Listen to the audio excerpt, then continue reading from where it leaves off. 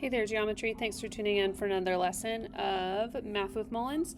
Today we're going to look at the differences of surface area of cones and then volume of cones. So let's go ahead and get started. The slant height of a cone is going to be considered the lateral height. And we see that as the letter L. So if you draw a cone, the lateral height is going to be this slant height here, different than the altitude of the cone. So we'll talk about the differences of why we need the lateral height and when we would not need it versus when we do. The surface area of a cone is next. So here we've got our lateral height labeled with the letter R. So that obviously means we're going to be using both lateral height and radius. So to find the surface area of a cone, we're going to still take pi r squared, which is the area of the base, and then add that to the lateral surface area. So that'll be pi times radius times L. Okay, so this section right here is going to be the lateral surface area, whereas the entire thing would be the full surface area. So we're just going to go ahead and find example 1, finding that surface area. So first thinking about pi r squared plus pi r L. So I'm just going to plug in my numbers. I've got pi times 7 squared plus pi times 7 times 15.7. 7 squared is 49, so 49 pi, and then 7 times 15.7 is 109.9 pi. Add those together, we're going to get 158.9 pi, which is about 499.20 meters squared. If you want to pause here and try the next one on your own, feel free. Otherwise, let's go ahead and get to it. So, something you may want to consider here is we're given the altitude, but we are not given the lateral height. So we'll have to use Pythagorean theorem for this one because we need the lateral height for surface area.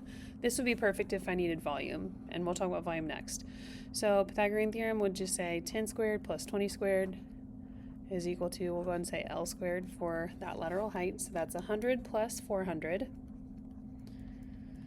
So really I'm just finding the square root of 500. And I'm going to get about 22.36. So my lateral height is about 22.36. So now I can use that in my formula. So I'm going to squeeze that in here. So pi r squared, that'd be pi times 10 squared plus pi times 10 times 22.36. So as I take this, that first part is going to be 100 pi, and then 10 times 22.36 would be 223.6 pi, and then adding those together, we're going to get 323.6 pi, which would equate to about 1,016.62 feet squared. So just being cautious of that lateral height when we're looking for our answer. So next, we have the volume of a cone. So that'll be on the back of your paper. The volume of the cone is 1/3 area of the base times height, which really just translates to 1/3 pi r squared times height. And noticing that your height is your altitude. Big B just stands for the area of the base, so more simply put is area of the base times height, but specifically we're doing pi r squared for that circle times height dividing by 3. So we're going to try both of these.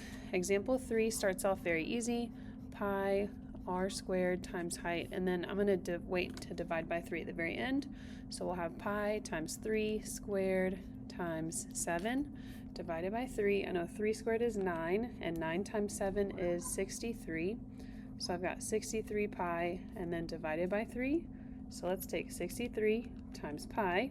We get about 197.92 but then divide my answer by 3, I'm getting about 65.97 meters cubed. The next one just says find the volume. We don't know what x is, so what we're going to do is just simply plug this into our formula. So we would have 1/3 times pi times radius squared, so that'd be x minus 1 squared, and then times your height would be 3x minus 5. Now we can keep going here with the x minus 1 squared, so that's x minus 1 times x minus 1, so that's x squared minus 1x plus 2, so this means x squared minus 2x plus 2. So what I like to do here is take that 3x minus 5 and multiply it with my x squared minus 2x plus 2. So 3x times x squared is going to be, oops, I don't know what just happened. We're going to continue. We're going to continue using our, pause please, sorry.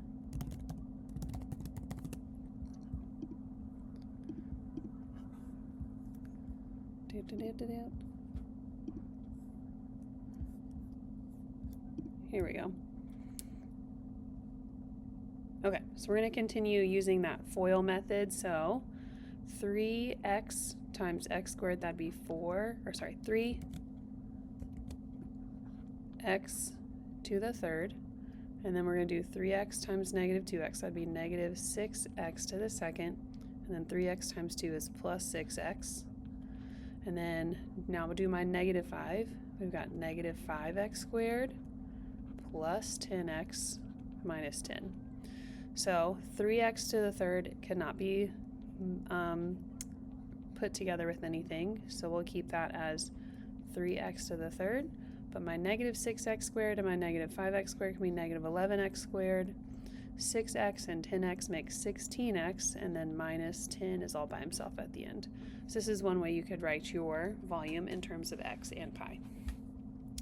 The last one, our class is having a party to celebrate the end of the year. If we purchase these paper cups, how much shaved ice can we hold without overflowing? Again, that's just trying to figure out my volume, so 1/3 pi r squared times h.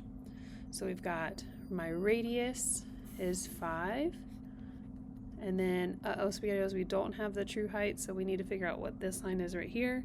So kind of thinking about it as this, 5, 15, so finding that Pythagorean theorem, I know 5 squared is 25 and 15 squared is 225. So 225 minus 25 is 200, so really just the square root of 200, and that's going to be about 14.14. So that's my true height, 14.14. Okay, and then all said and done, we'll divide by 3. So pi times 5 squared, so let's do that 5 squared first, so 25 times 14.14. We're getting 353.5, then times pi, and then finally dividing that by 3. Pi. Oh my goodness, since my computer just stopped working, I'm struggling here. Pi times 25 times 14.14, and then dividing by 3, we should get, divide by 3, there we go, 370.18. So my volume is 370.18 cubic centimeters of ice. And there we have it. That'll conclude our video on volume of cones and surface area of cones. Hopefully this gives you some good things to think about. And as always, thanks for tuning in, and we'll catch you next time. Have a great day. Bye.